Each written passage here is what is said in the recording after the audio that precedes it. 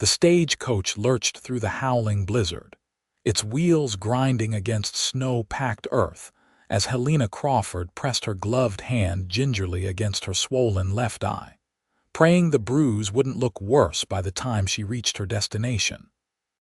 She had never imagined her journey west would end like this, fleeing in the night with nothing but a carpetbag and the fading hope that the man waiting for her in Globe, Arizona, would be kinder than the monster she'd left behind in St. Louis.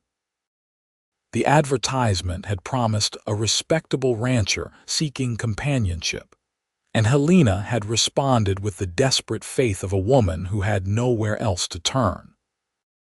Now, as the coach rocked violently and the wind shrieked through every crack in the wooden frame, she wondered if she was trading one nightmare for another. The driver shouted something unintelligible from his perch, and Helena clutched the leather strap hanging from the ceiling as the stagecoach tilted dangerously. She was the only passenger who had been foolish enough to continue when they'd stopped in Tucson. The station master had warned her that traveling north in December of 1884 was madness, especially with a storm brewing, but Helena had insisted. She couldn't risk her uncle finding her, couldn't bear the thought of going back to that house where his fists had taught her what family loyalty really meant. The bruise throbbing beneath her glove was 3 days old, a parting gift when she'd told him she was leaving. He'd laughed at first, then his face had darkened with that familiar rage. She'd been lucky to escape with only a black eye.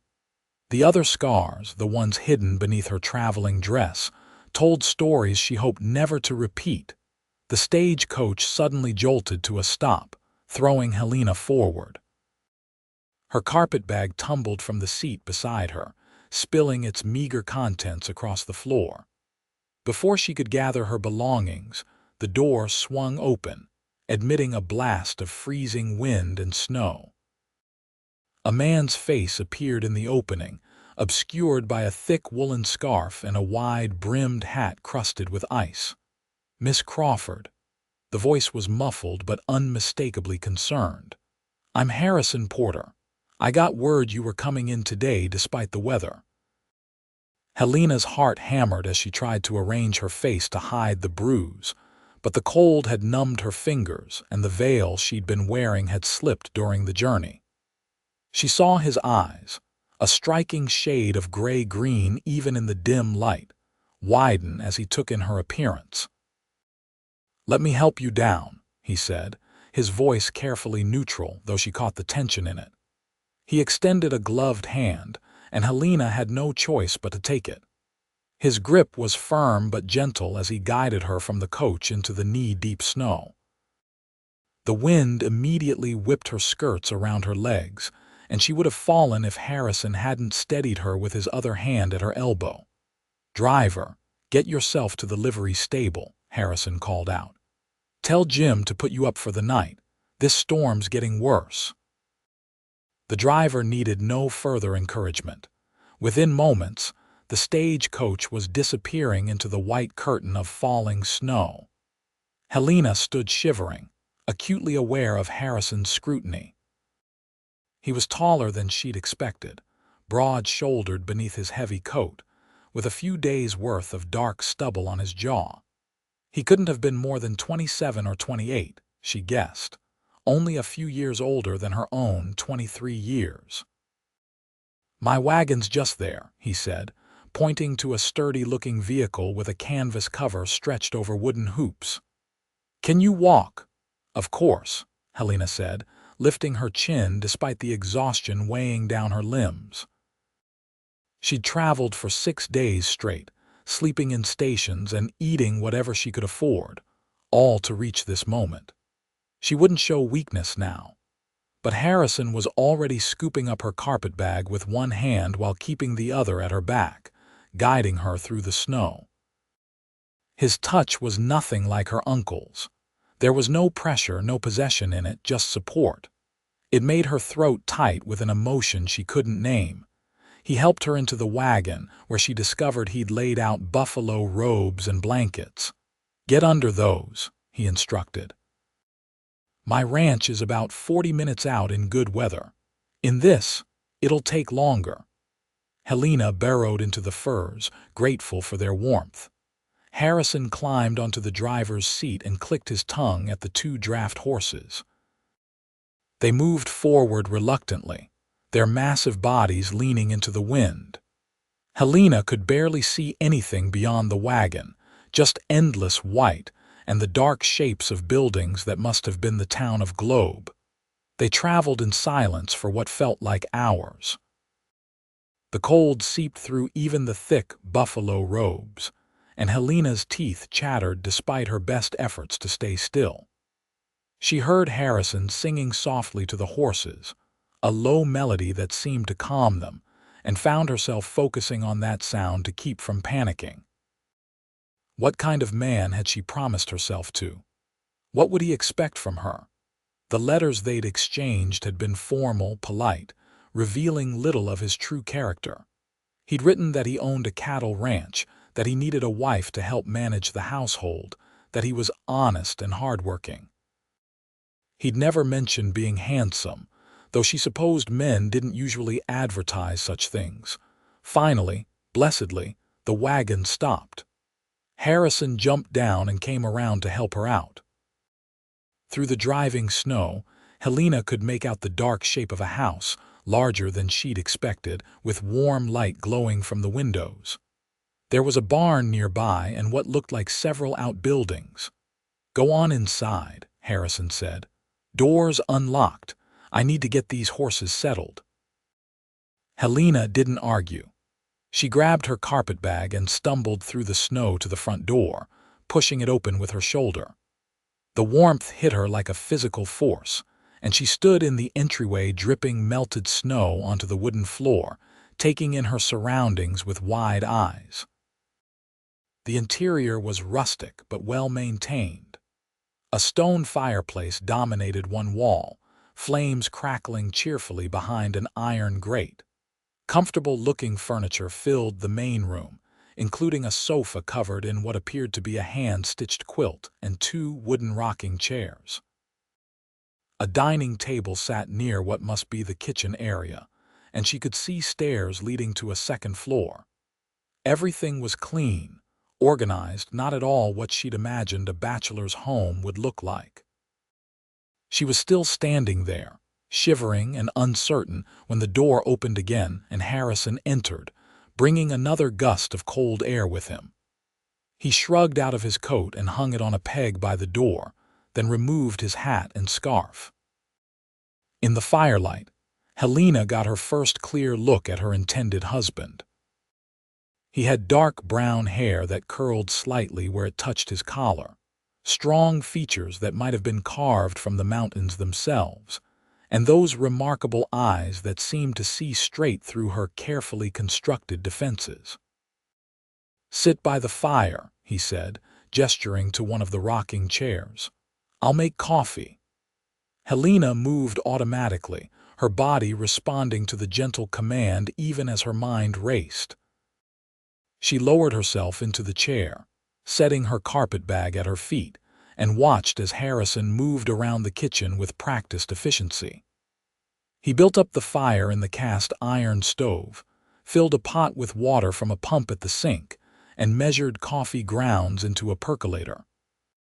His movements were economical, purposeful, those of a man used to caring for himself. When the coffee was brewing, he turned to face her fully. Helena instinctively raised her hand to cover her black eye, but he was already crossing the room. He knelt in front of her chair, putting himself at her eye level and gently caught her wrist. "May I?" he asked softly. Helena's breath caught, but she nodded. Harrison carefully moved her hand away, his touch so light she barely felt it. He studied her face for a long moment, his expression growing darker with each passing second. The bruise, she knew, was spectacular, purple and yellow spreading from her eye across her cheekbone to her temple. She'd seen it in a mirror at the last station, had been horrified by how damaged she looked. "Who did this to you?" Harrison's voice was quiet, controlled, but Helena heard the anger beneath it. "It doesn't matter," she whispered. "He's back in St. Louis. I'll never see him again." "It matters." Harrison's jaw tightened. "Tell me." Helena swallowed hard. She'd hoped to avoid this conversation, at least for a few days, but she could see he wouldn't let it rest. "My uncle. I lived with him after my parents died 4 years ago. He had a temper and I was in his way. When I told him I was leaving to marry you, he didn't take it well." Harrison's eyes, which had been warm when they'd first met, turned to cold steel. "How long?" "The physical violence. About 2 years. Before that, it was just words." Helena heard the flat tone of her own voice and hated it. She tried so hard not to become this empty shell of a person, but somewhere between the first slap and the last, something inside her had shut down. "He'll never touch you again." Harrison said it with such absolute certainty that Helena felt something crack in her chest. "You understand me. You're under my protection now. You're safe here." Tears burned at the back of her eyes, but she refused to let them fall. She'd cried enough in St. Louis, alone in her small room after her uncle had finished with her. She wouldn't cry here, not in front of this stranger who was looking at her with such unexpected kindness. "Thank you," she managed. Harrison stood, his hand briefly touching her shoulder in a gesture of comfort before he returned to the kitchen. He poured 2 cups of coffee and brought one to her, wrapping her cold fingers around the warm ceramic. "Drink that. Then I'll show you where you'll be sleeping. The spare room upstairs has its own stove. I'll get it going." Helena sipped the coffee, barely tasting it. "I should clarify our arrangement. Your letters said you needed a wife for the household. What exactly do you expect from me?" Harrison settled into the other rocking chair, his long legs stretched toward the fire. "I expect you to heal," he said simply. "Everything else we'll figure out as we go. I'm not a man who forces himself on anyone, if that's what you're worried about. We can have the preacher come out when the weather clears and make it legal, but that'll be for practical purposes, property rights and such. What happens between us beyond that, that's something we'll decide together." No pressure, no demands. The tightness in Helena's chest eased slightly. "That's very generous." "It's decent," Harrison corrected. "Which shouldn't be generous, but I reckon the world hasn't been very decent to you lately."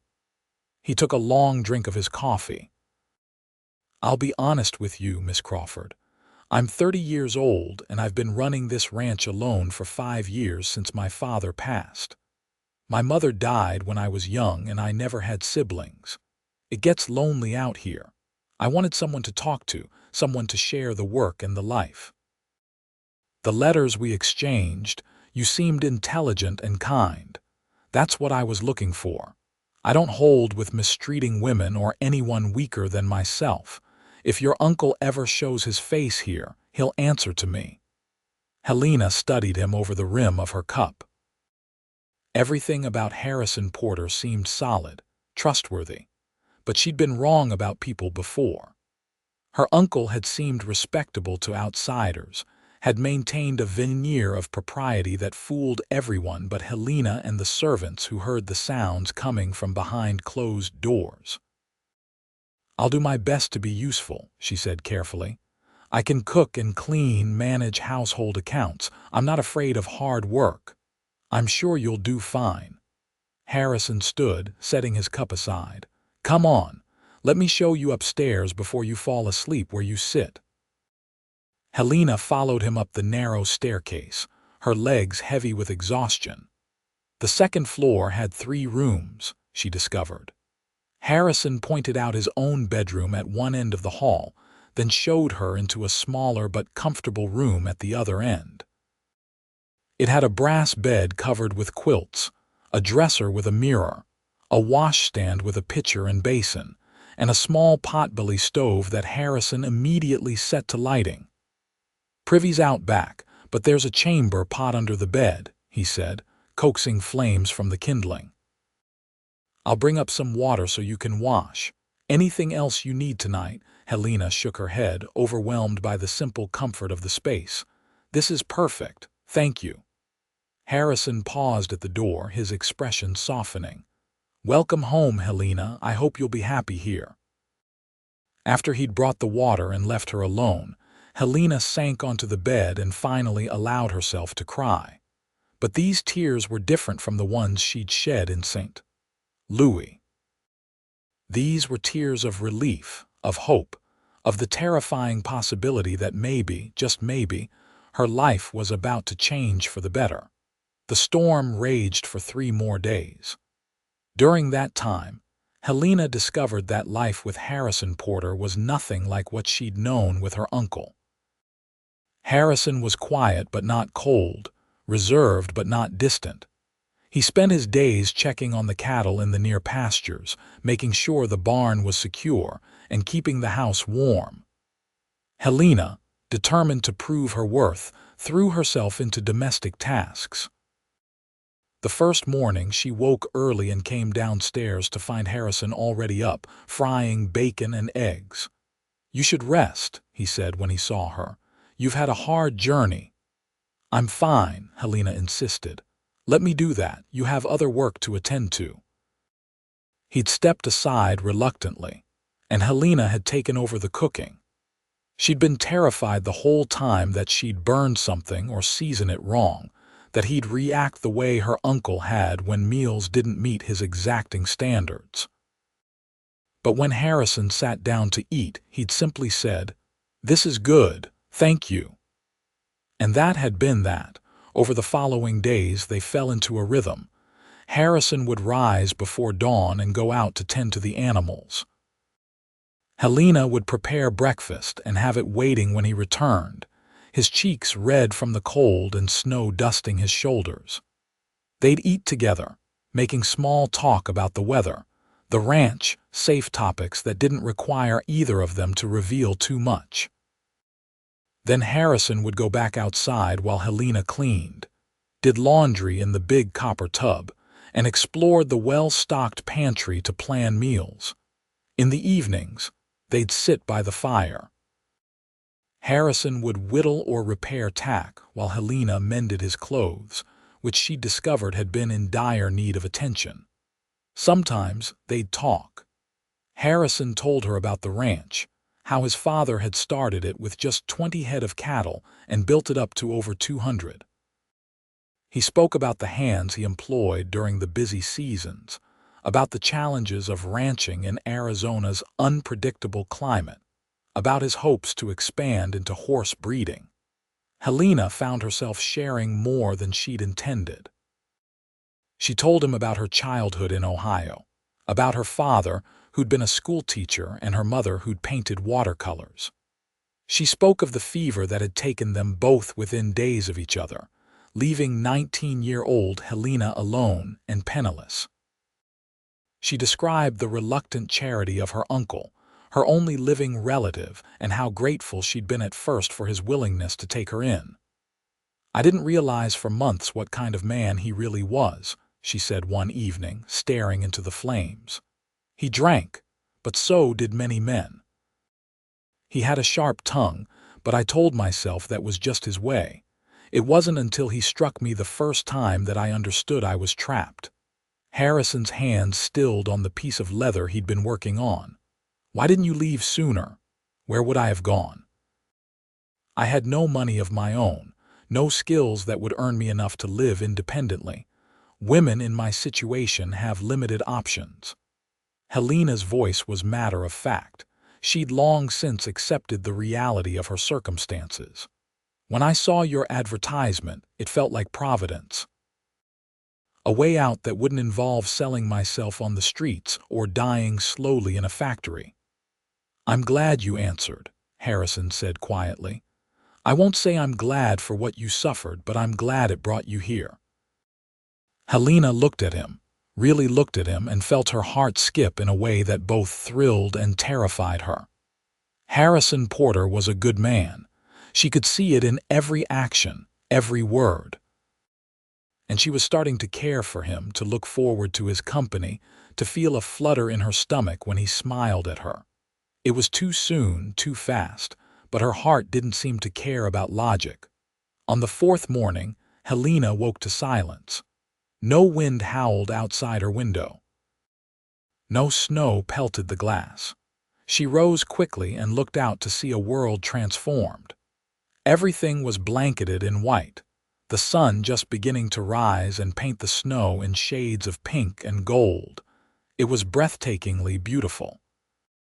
She dressed hurriedly and went downstairs to find Harrison already making coffee. He looked up when she entered and smiled, a real smile that reached his eyes and made him look younger, less burdened. "Storm's over," he said. "I need to ride out and check on the herd, make sure none got caught in the snow, might be gone most of the day." "Be careful," Helena said, and meant it with an intensity that surprised her. Harrison's smile widened. "I will. There's plenty of food, make yourself at home." After he'd gone, Helena threw herself into a frenzy of cleaning. She scrubbed floors that were already clean, organized cupboards that didn't need organizing, polished windows until they gleamed. She was trying to outrun the anxiety that had gripped her the moment Harrison rode out. What if something happened to him? What if he didn't come back? She'd known him less than a week, but already the thought of losing him made her chest ache. She was being foolish, she told herself. Harrison knew this land, knew how to handle himself. He'd be fine. But the worry persisted until late afternoon when she heard the sound of hooves and looked out to see him returning, leading his horse toward the barn. Relief flooded through her so powerfully that she had to lean against the counter. When Harrison came inside, stamping snow from his boots, Helena had dinner ready and waiting. She'd made a stew from salt beef and vegetables, along with fresh biscuits that had turned out better than she'd hoped. Harrison's eyes lit up when he saw the spread. "This looks wonderful," he said, washing up at the sink. "You didn't have to go to so much trouble." "It's no trouble." Helena ladled stew into bowls. "How are the cattle?" "Lost 2 calves to the cold, but the rest are fine. Better than I expected, honestly." Harrison sat down and immediately dug into the stew, making appreciative noises. "Helena, this is the best meal I've had in years." The compliment warmed her more than it should have. "My mother taught me. She said a woman should know how to make a house a home." "She taught you well." Harrison sopped up gravy with a biscuit. "I was thinking, when the roads clear a bit more, we should go into town. Get you properly outfitted with warmer clothes, supplies, whatever you need. And we can talk to the preacher about making our arrangement official, if you're still willing." Helena's heart raced. "I'm willing. But are you sure? You barely know me." "I know enough." Harrison met her eyes across the table. "You're hardworking, kind, and you make a hell of a stew. That's more than most marriages start with. And Helena, I want you to understand something. This doesn't have to be just a business arrangement. I'm not saying you have to feel anything for me, but I want you to know that I'm already starting to care for you. If there's any chance you might feel the same way, I'd like us to try for something real." Helena's throat went tight. "I think I could care for you too," she whispered. "I'm already starting to." Harrison's face broke into a grin that transformed him from handsome to devastatingly attractive. "Well then, that's a good start." 3 days later, they made the journey into Globe. The town was small but bustling, with a main street lined with shops and businesses. The discovery of silver in the nearby mountains had brought an influx of miners and their families, giving Globe a rough-edged prosperity. Helena clung to the wagon seat as Harrison navigated the muddy streets, taking in the sights with wide eyes. She hadn't been around this many people since leaving St. Louis. Their first stop was the general store, where Harrison insisted on buying her 2 new dresses, a warm cloak, sturdy boots, gloves, and various personal items she was too embarrassed to request. The proprietor's wife, a plump woman named Mrs. Jensen, took Helena's measurements and promised to have the dresses ready within a week. "And congratulations on your upcoming marriage," Mrs. Jensen said warmly. "Harrison's a good man. You're lucky to have found him." "Thank you," Helena said, feeling heat rise to her cheeks. "I think I am." From the general store, they went to the church, a simple white building at the edge of town. The preacher, Reverend Thomas, was a kindly older man with wire-rimmed spectacles who welcomed them into his small office. "Harrison, good to see you," Reverend Thomas said, shaking Harrison's hand. "And this must be your intended." "Miss Helena Crawford," Harrison said, his hand warm at the small of Helena's back. "We'd like to be married as soon as possible." Reverend Thomas studied them both, his gaze lingering on Helena's face. The bruise had faded to a yellowish green, still visible but not as shocking as it had been. "Miss Crawford, are you entering into this marriage of your own free will?" "I am," Helena said firmly. "Completely." The preacher nodded, satisfied. "Very well. I can perform the ceremony today if you like." "Do you have witnesses?" "We can find some," Harrison said. "Give us an hour." They walked back toward the main street, and Harrison's hand found Helena's, his fingers lacing through hers. The gesture was so natural, so sweet, that Helena felt tears prick at her eyes. When had anyone last held her hand with such simple affection? "Are you sure about this?" she asked. "We could wait, get to know each other better." Harrison stopped walking and turned to face her. They were standing in front of the feed store, people bustling past them on the wooden sidewalk, but his eyes were only for her. "Helena, I've never been more sure of anything. These past few days with you have been the happiest I've had in longer than I can remember. You make my house feel like a home. When I come in from the cold, I look forward to seeing your face. I want to protect you, provide for you, make you smile. If that's not a good foundation for marriage, I don't know what is." Helena's throat ached with the effort of holding back tears. "I want this too. I want to be your wife in truth, not just on paper. I want to build a life with you." Harrison's eyes blazed with something hot and tender. "Then let's do it right now. Let's get married." They found witnesses easily enough. The blacksmith and his wife, who'd known Harrison for years, were happy to stand up for them. Within the hour, Helena found herself in the little church, wearing her best dress and clutching a bouquet of dried flowers the preacher's wife had pressed into her hands. Harrison stood beside her in a clean shirt and vest, his hair combed back, looking more nervous than she'd ever seen him. Reverend Thomas led them through the traditional vows. When it came time for Harrison to promise to love and cherish her, his voice was strong and clear, his eyes never leaving her face.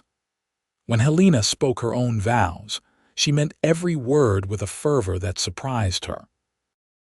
This man, this stranger she'd known for barely a week, had become essential to her in ways she was only beginning to understand. "I now pronounce you man and wife," Reverend Thomas said. "Harrison, you may kiss your bride." Helena's heart hammered as Harrison stepped closer. His hands came up to cup her face, his thumbs gently brushing her cheeks, careful of the fading bruise. Then he lowered his head and kissed her, soft and sweet and full of promise. It was nothing like the cruel kisses her uncle had forced on her. This was gentle, reverent, asking rather than demanding. Helena's hands came up to rest on Harrison's chest, feeling the solid warmth of him, and she kissed him back with all the hope and fear and longing in her heart. When they parted, both breathing hard, the blacksmith's wife was dabbing at her eyes with a handkerchief. "That was beautiful," she sniffled. They signed the register, making it legal, and then they were walking back out into the cold afternoon air, married. Helena Porter, no longer Helena Crawford. She tested the name silently and found she liked the sound of it. Harrison helped her back into the wagon, and they started the journey home. About halfway there, as the sun was setting and painting the snow-covered landscape in shades of orange and purple, Harrison spoke. "I meant what I said in my vows. I'll love and cherish you for the rest of my life." Helena leaned against his shoulder, feeling the strength of him, the steadiness. "I'll do my best to make you happy. You already do." Harrison kissed the top of her head, "just by being you." That night, after they'd eaten dinner and cleaned up, an awkwardness settled over them. They were married now, and Helena knew what was expected.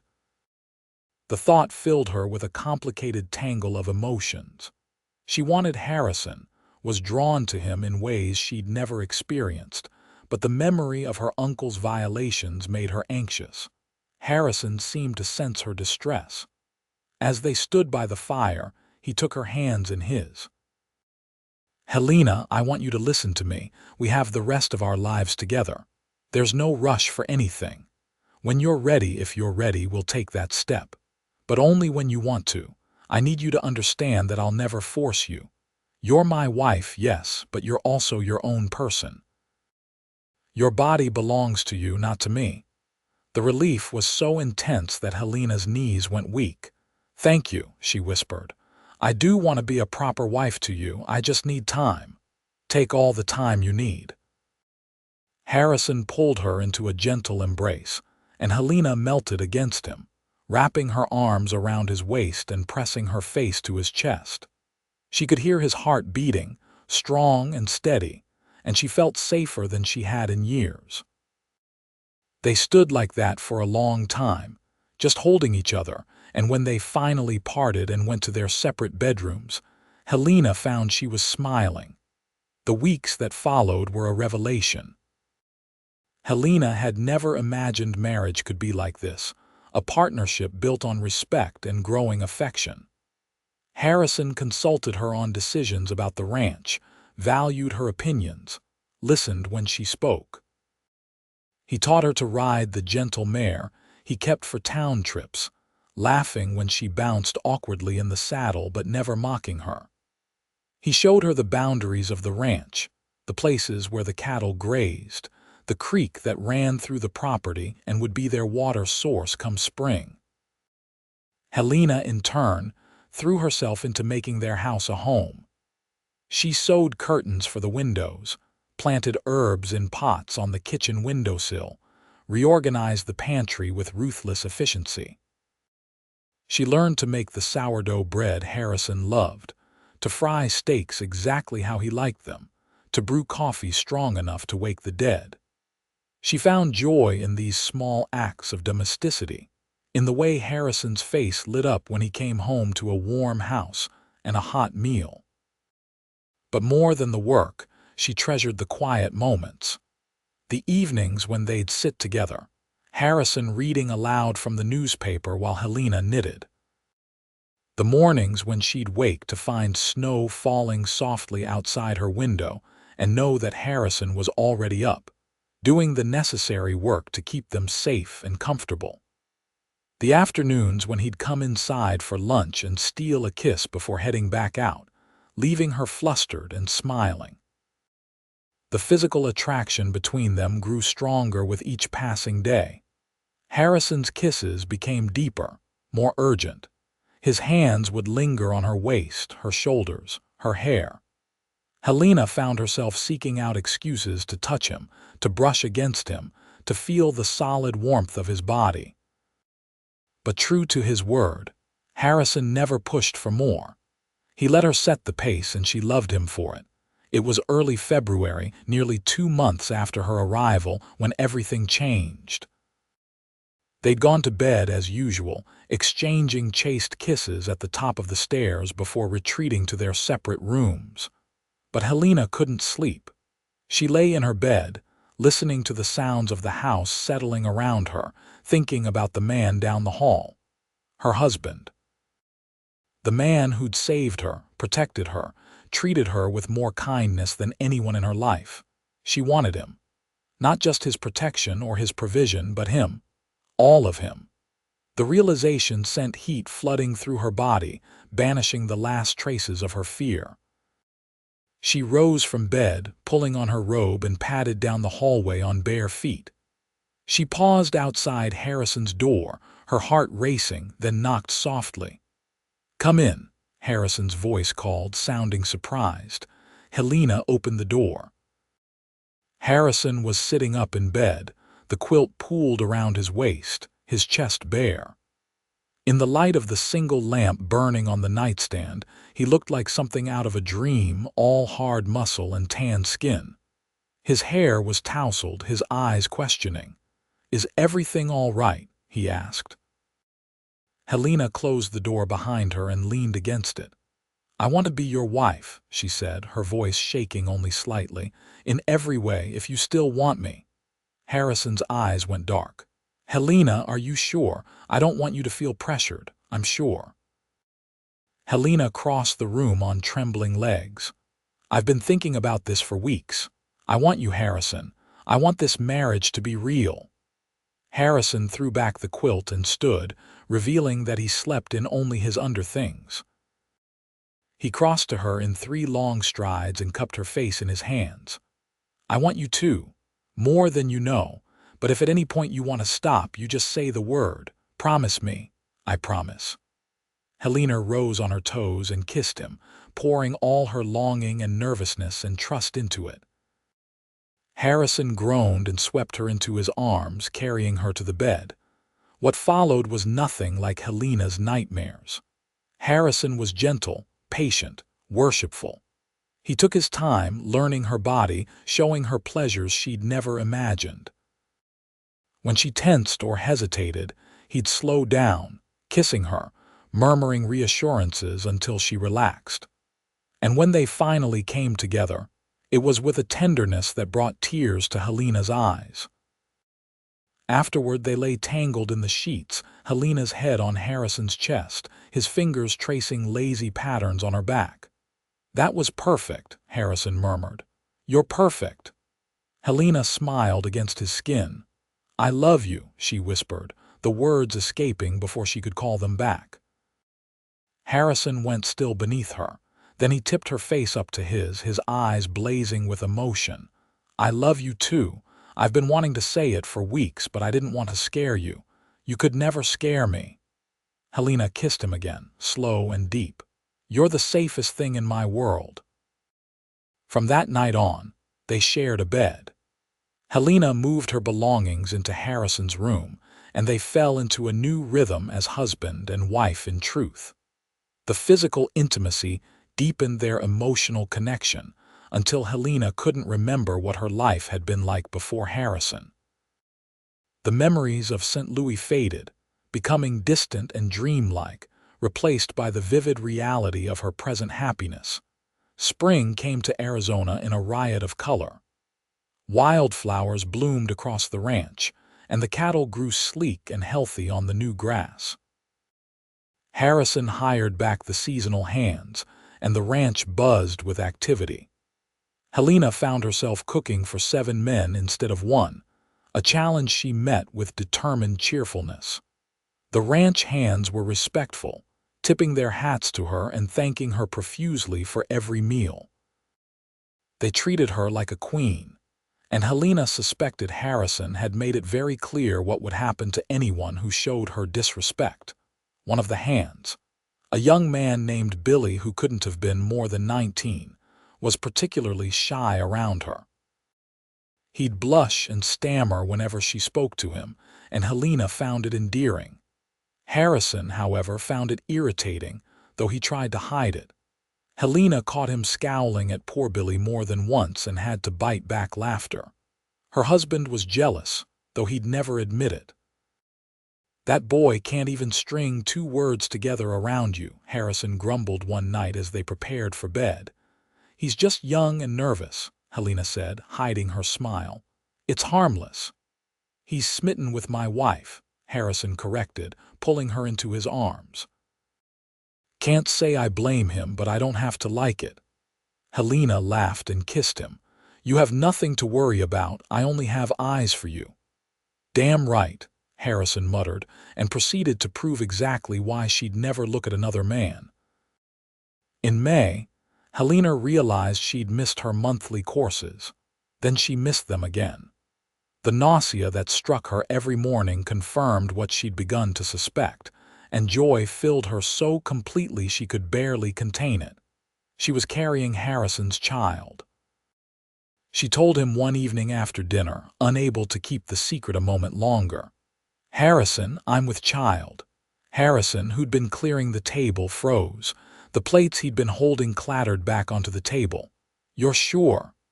"As sure as I can be without seeing a doctor."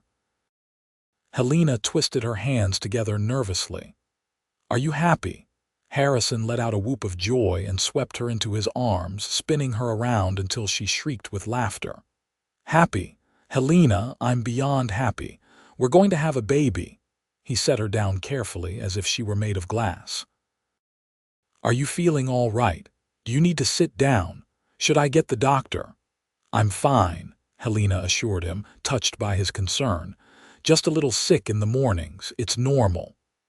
Harrison insisted on doing all the heavy work around the house from that moment on.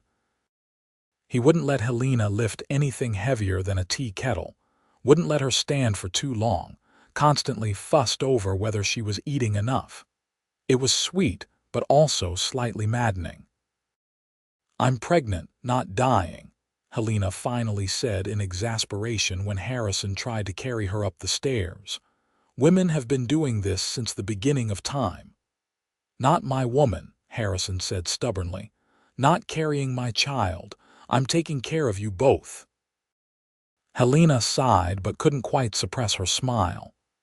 Being cherished was something she was still getting used to, and she had to admit she didn't hate it. They made a trip to town to see the doctor, who confirmed that Helena was indeed expecting and appeared to be in excellent health. "Baby should arrive sometime in December," Dr. Matthews said. "Just take it easy, eat well, and come see me if you have any concerns." As they left the doctor's office, Harrison kept his arm around Helena's shoulders, protective and proud. They stopped at the general store to share their news with Mrs. Jensen, who immediately began pulling down bolts of soft fabric. "You'll need things for the baby," she said, beaming. "Let me help you get started." Word spread through Globe quickly, as it always did in small towns. By the time they left to head home, it seemed like everyone knew about the Porter baby. The blacksmith congratulated Harrison. The bank manager's wife gave Helena advice about morning sickness.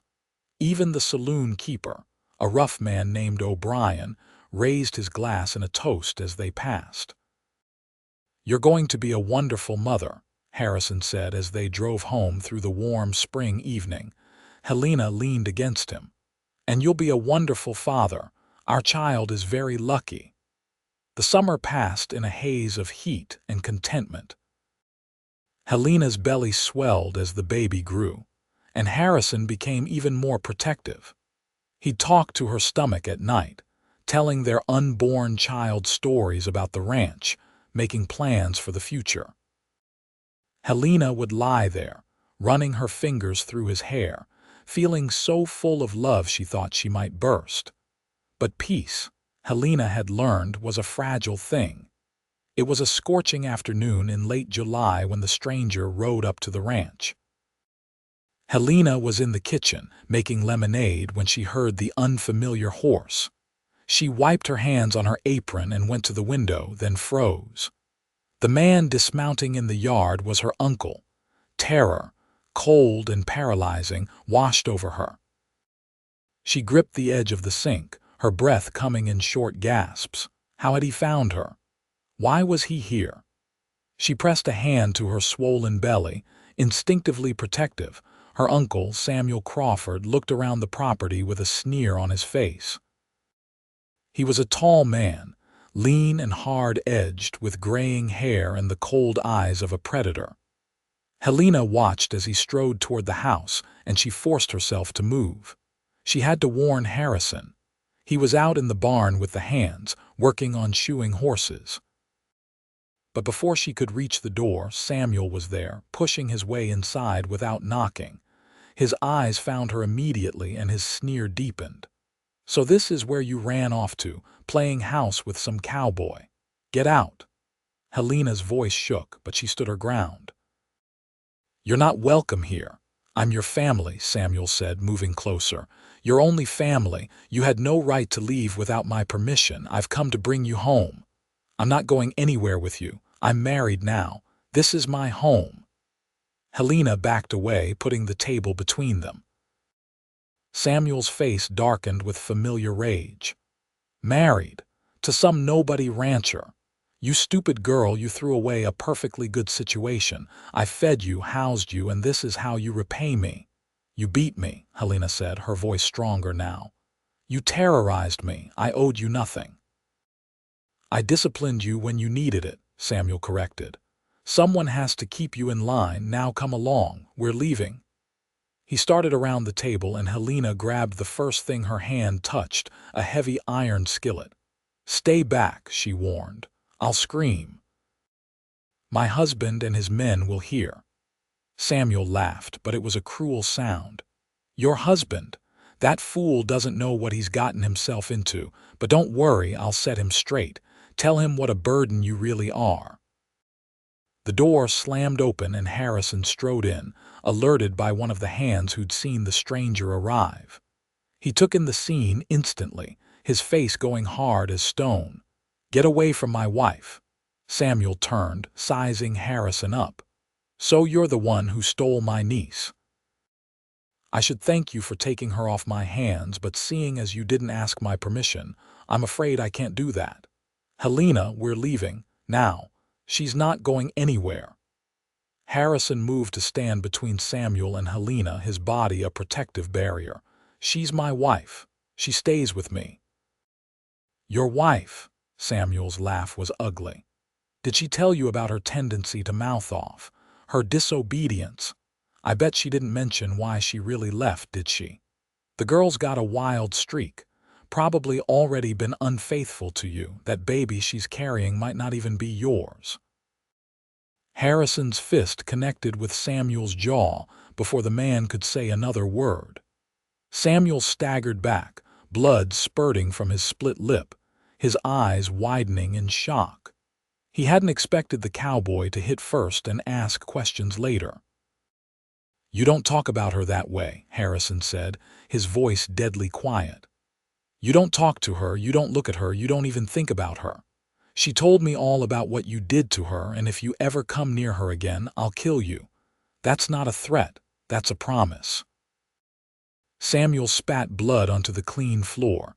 "You'll regret this. I'll have the law on you for assault. Be my guest." Harrison grabbed Samuel by the collar and hauled him toward the door. "The sheriff knows me. He knows I'm not a violent man. So when I tell him I caught you trespassing and threatening my pregnant wife, whose side do you think he'll take?"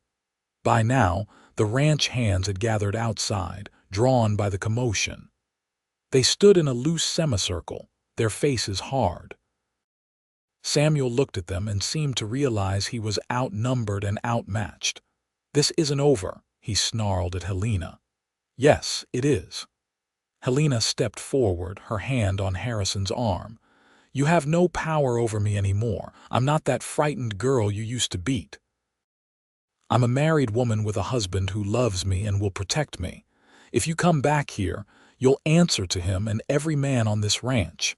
Now get out and don't ever contact me again." Harrison shoved Samuel toward his horse. "Ride out of here and don't look back. If I see you on my land again, I'll shoot you for trespassing, and that's legal in Arizona. Understand?" Samuel mounted his horse, his face twisted with rage and humiliation, but he was also smart enough to know when he was beaten. He wheeled the horse around and galloped away, leaving a cloud of dust in his wake. The moment he was gone, Helena's legs gave out. Harrison caught her, lifting her into his arms and carrying her to the sofa. She was shaking, great tremors that rattled through her entire body. "He's gone," Harrison murmured, holding her tight. He can't hurt you anymore, I've got you. Helena clung to him, her face pressed to his neck. I was so scared. I thought he'd take me away, thought he'd hurt the baby.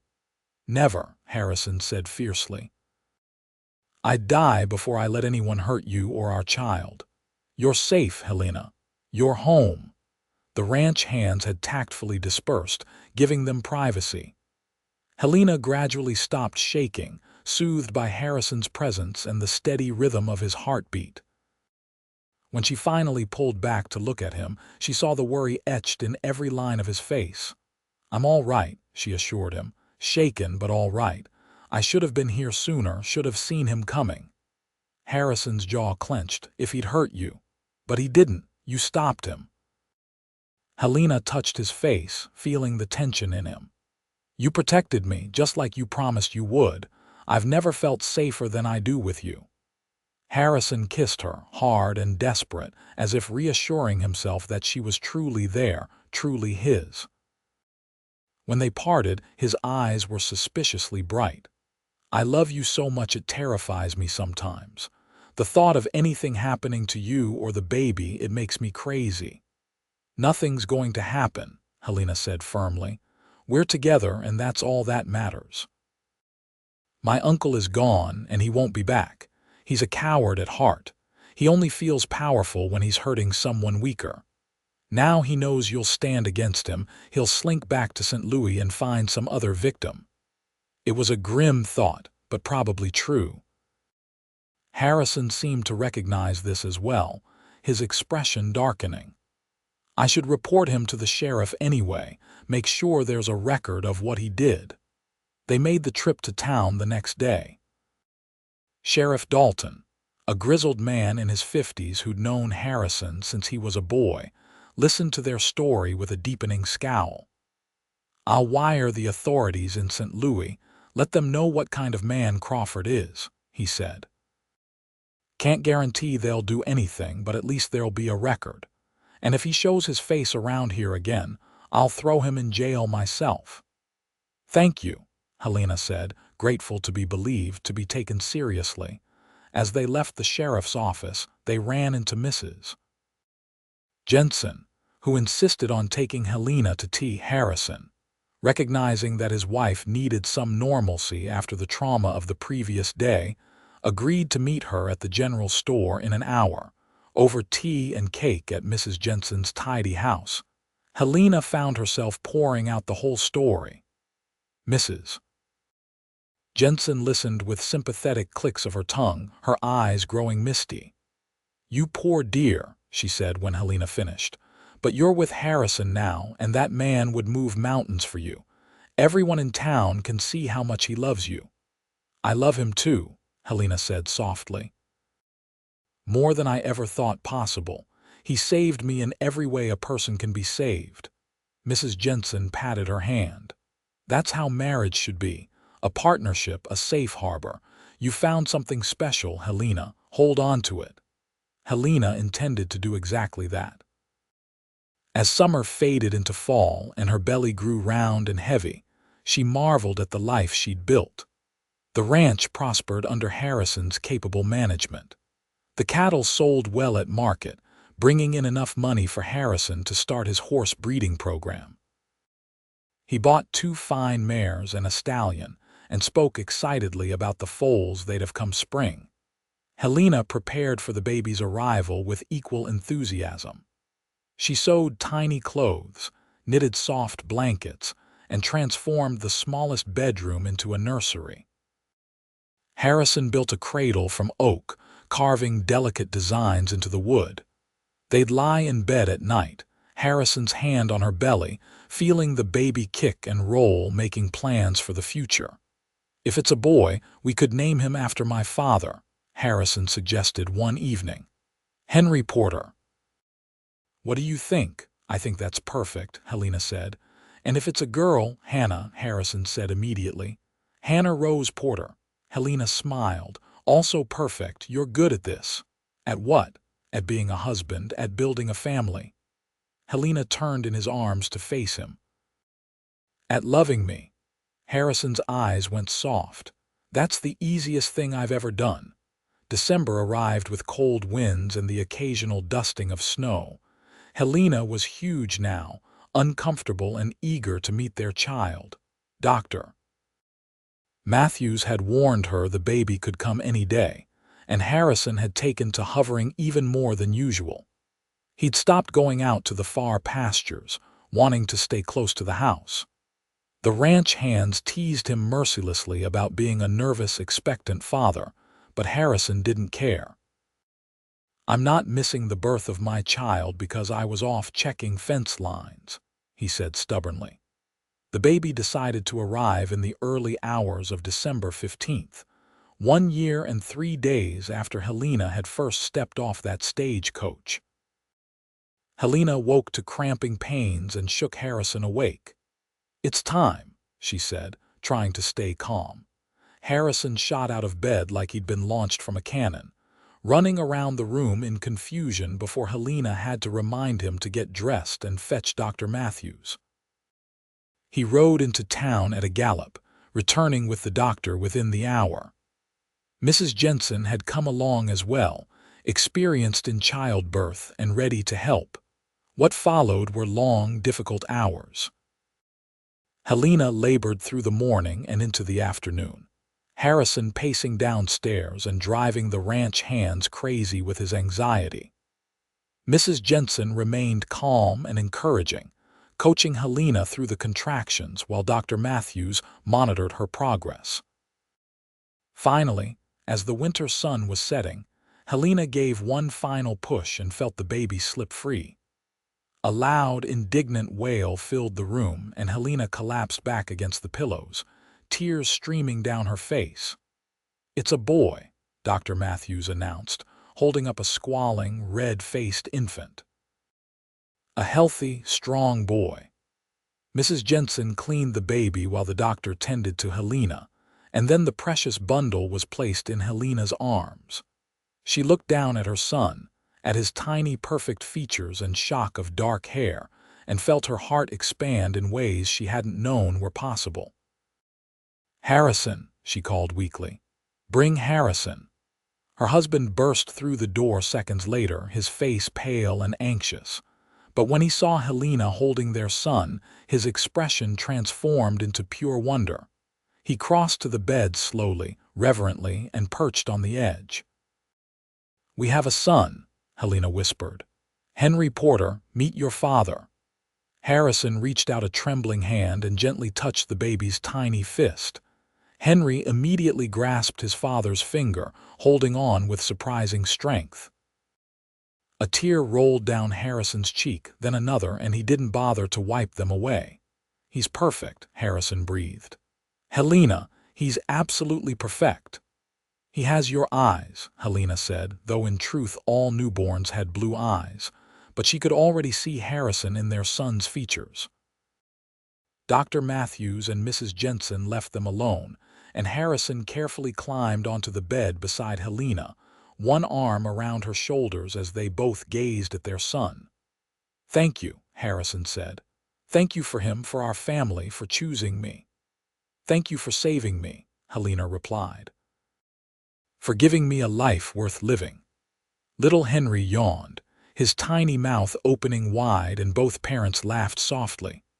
Outside, the first snow of the evening had begun to fall, dusting the ranch in white, but inside the Porter house, all was warm and bright and full of love. The years that followed were full of joy and hard work. Henry grew into a sturdy toddler with his father's smile and his mother's determination. He learned to walk chasing chickens around the yard and spoke his first word at 10 months, which to Harrison's delight was "Papa." When Henry was 2, Helena became pregnant again. This time she knew what to expect and wasn't nearly as anxious. Their second child, a daughter they named Hannah Rose as planned, arrived in the spring of 1888.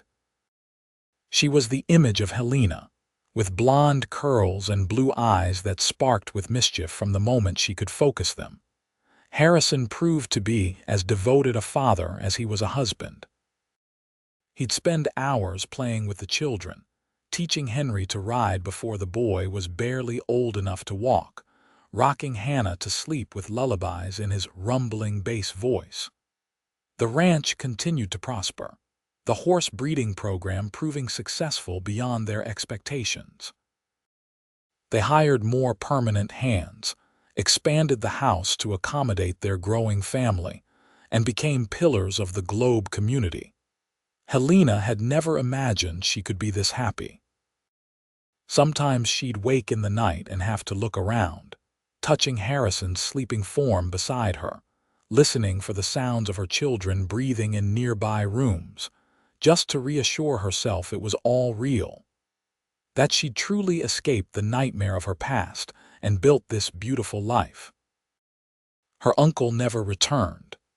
They heard through the grapevine that he died in 1890, found in an alley in St. Louis with a knife in his ribs, victim of a robbery gone wrong. Helena felt nothing when she learned of his death. No grief or satisfaction, just a mild relief that he could never threaten her family. When Henry turned 8, Harrison began teaching him the business of running a ranch. The boy took to it naturally, showing the same love for the land and animals that his father possessed. Hannah, at 6, declared she wanted to be a horse trainer and spent every free moment in the barn with her father's prized mare. Helena would watch them from the kitchen window, her heart full, marveling at the family she and Harrison had created. They had one more child, another son born in 1891. They named him James, and he completed their family. By then, Helena was 30 years old and Harrison 37, and they agreed 3 children were plenty. Harrison joked that between the kids and the ranch, they barely had time to sleep, let alone add to their brood. The years rolled by in a blur of school events, roundups, birthdays, and holidays. Henry grew tall and strong, a young man any father would be proud of. Hannah never lost her love for horses and by 14 could outride most of the ranch hands. Little James, the surprise baby, turned out to be the scholar of the family, always with his nose in a book. Helena and Harrison grew older together, their love deepening with each passing year. They'd still sit by the fire in the evenings when the children were in bed, talking about everything and nothing, sometimes just sitting in comfortable silence. Harrison's hair gained threads of silver at the temples. Helena's face developed laugh lines around her eyes and mouth. They wore their age well, these marks of a life fully lived. On their 15th wedding anniversary, Harrison surprised Helena with a trip to San Francisco. They left the children in the capable hands of the ranch foreman and his wife and took the train west. For a week, they were just Harrison and Helena, not parents or ranchers, just 2 people in love. They walked along the waterfront, ate at fancy restaurants, stayed in a hotel that made their ranch house look like a shack. And every night, Harrison would hold Helena close and whisper that she was still the most beautiful woman he'd ever seen. "I was thinking," Harrison said one evening as they watched the sun set over the Pacific Ocean, "about how different my life would be if you hadn't answered that advertisement. If you hadn't been brave enough to leave St. Louis and take a chance on a stranger." "I was thinking the same thing," Helena said, lacing her fingers through his. "About how close I came to staying, to letting fear keep me trapped. If I had, I never would have known you, never had our children, never experienced real love." "That advertisement was the best decision I ever made," Harrison said. "Well, second best. The best was opening that stagecoach door and seeing you standing there, black eye and all, looking like you were ready to take on the world." Helena laughed. "I was terrified." "So was I," Harrison admitted. "Terrified I'd mess it up, say the wrong thing, scare you away. But then you smiled at me and I was lost. I knew right then that I'd do anything to keep you safe and make you happy." "You've done both," Helena assured him. "Every single day for 15 years. They returned home to find the ranch running smoothly and their children delighted to have them back. Henry, now 15 and nearly as tall as his father, had handled most of the work himself. Hannah, 13 and beautiful, had won a blue ribbon at a local horse show. James, 8, had read 4 books during their absence and was bursting to tell them all about each one. Life continued its steady, beautiful rhythm. They celebrated holidays surrounded by family and friends. They weathered droughts and harsh winters, celebrated good years, and tightened their belts during lean ones. Through it all, Harrison and Helena remained each other's constants, their love the foundation upon which everything else was built.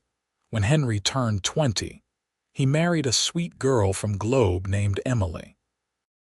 They built a house on the far end of the ranch property, and Henry gradually took over more of the day-to-day operations. Harrison, approaching 50 now, was content to step back slightly, to focus more on the horse breeding he loved and spend more time with Helena. Hannah surprised everyone by falling in love with a veterinarian who'd come to Globe to set up practice. At 19, she married Dr. Samuel Wright, and they settled in town where he could run his practice. She continued to work with horses, now helping her husband treat them when they fell ill or injured. James, the bookish one, earned a scholarship to attend university in Tucson. He planned to become a teacher, wanting to bring education to rural communities. His parents couldn't have been prouder. As their children built their own lives, Harrison and Helena found themselves alone together again, much as they'd been at the beginning. But now they had decades of shared history, memories both sweet and difficult, and a love that had been tested and proven true. On a warm evening in May of 1902, they sat on the porch watching the sunset paint the Arizona sky in shades of gold and crimson. Helena, now 41, was still beautiful in Harrison's eyes, her blonde hair liberally streaked with silver, her figure fuller but still graceful. Harrison, at 48, had aged into a distinguished-looking man, his face weathered by sun and wind, his body still strong from years of ranch work. "You ever regret it?" Helena asked suddenly. "Taking a chance on a mail-order bride? You could have chosen someone from around here, someone you knew." Harrison took her hand, his thumb rubbing across her knuckles in the familiar gesture he'd done thousands of times over the years. "Not for one single second. You were exactly who I needed, who I was waiting for. That snowstorm brought me everything I ever wanted." Helena leaned her head on his shoulder. "He'll never touch you again. That's what you said, remember? The first time you really looked at my black eye." "I remember every moment of that day," Harrison said, "and I meant it. I've spent every day since making sure you feel safe and loved." "You have," Helena confirmed. "You gave me a life I never dreamed was possible. You gave me hope when I had none. You gave me love when I thought I was unlovable. You gave me a family, a home, a purpose." "You gave me all those things too," Harrison said. "Before you, I was just existing, going through the motions. You made me want to be better, do better. You made this house a home and my life worth living." They sat in comfortable silence as the stars began to appear overhead, one by one, filling the vast Arizona sky. Somewhere in the distance, cattle lowed. Closer in the barn, the horses nickered softly to each other. These were the sounds of their life, familiar and comforting. "I love you," Helena said softly. "Just as much today as the day I realized I did, maybe more." "I love you too," Harrison replied. "Always have, always will." The years that followed proved them right. They grew old together with grace and gratitude, watching their children have children of their own, seeing the ranch pass to the next generation. They faced losses, inevitable as life went on, but they faced them together. And when they celebrated their 50th wedding anniversary in 1934, surrounded by children, grandchildren, and even a few great-grandchildren. They could look back on their life with satisfaction. Helena Crawford, who'd arrived on a snowy night in 1884 with a black eye and a desperate hope, had become Helena Porter, matriarch of a thriving family and beloved wife of a good man. She transformed from a victim into a survivor, into a woman who'd built something beautiful from the ashes of her past. Harrison Porter, who'd placed an advertisement for a wife expecting little more than companionship, had found the love of his life. He'd kept his promise, made that first day in the snow that nothing would ever hurt her again. He'd protected her, cherished her, loved her with everything he had. Their story, which had begun with violence and fear, had become a testament to hope, healing, and the transformative power of real love. They'd built a legacy that would continue long after they were gone, in the children who carried their names and values, in the ranch that would remain in the family for generations, in the love story people still talked about decades later. On a quiet morning in the spring of 1940, Harrison passed away peacefully in his sleep, Helena's hand in his. He was 87 years old and had lived a full, rich life. Helena mourned him deeply, but not with despair. She knew she'd been blessed beyond measure to have had 56 years with such a man. She remained on the ranch, cared for by her children and grandchildren, until she passed away 2 years later at the age of 81.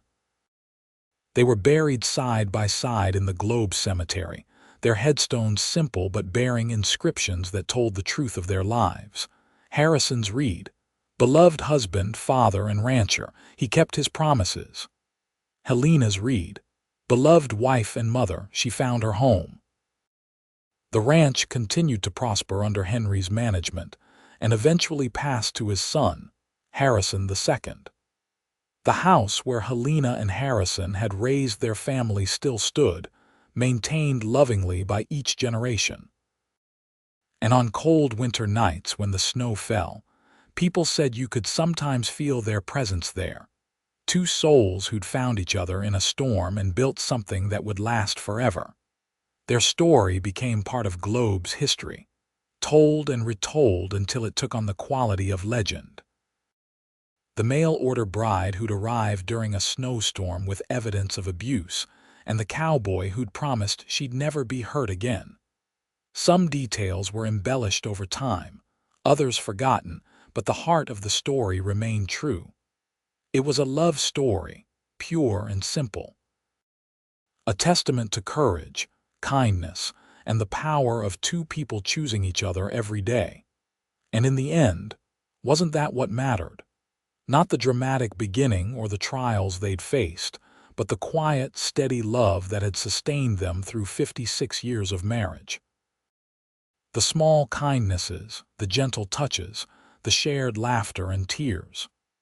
The way they'd built a life together, brick by brick, day by day, until they'd created something beautiful and lasting.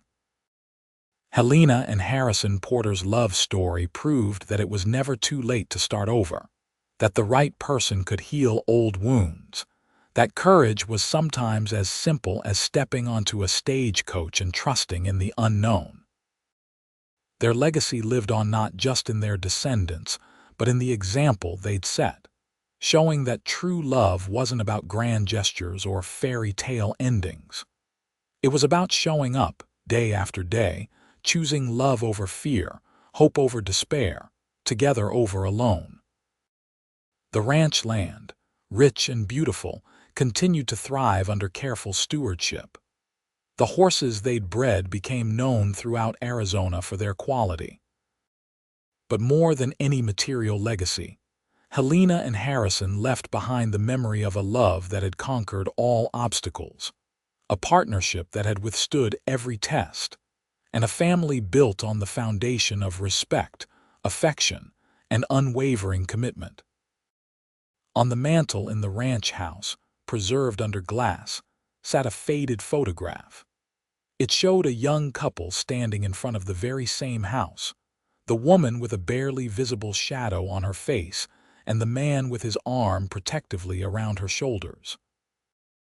They were looking at each other rather than the camera, their expressions soft with new love and fragile hope. Beneath it, in spidery handwriting that had belonged to Helena, were the words, December 1884, the day my life began, and indeed it had.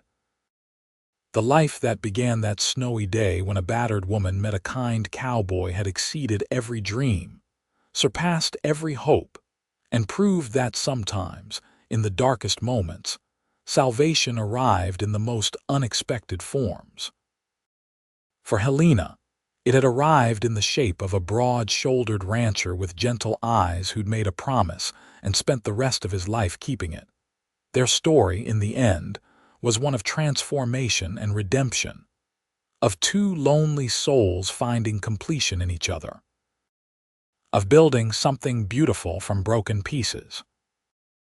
It was a love story in the truest sense, and it deserved to be remembered, told to future generations as proof that goodness existed in the world, that love could heal even the deepest wounds, and that happy endings were possible for those brave enough to reach for them.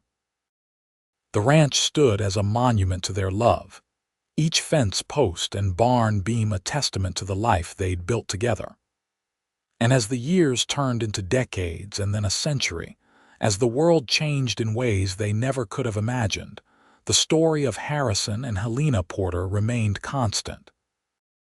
A reminder that at the core of human existence, beneath all the complexity and chaos, were simple truths: that everyone deserved to be treated with kindness, that love was the most powerful force in the world, and that sometimes the best things in life arrive during snowstorms, bringing with them the promise of forever.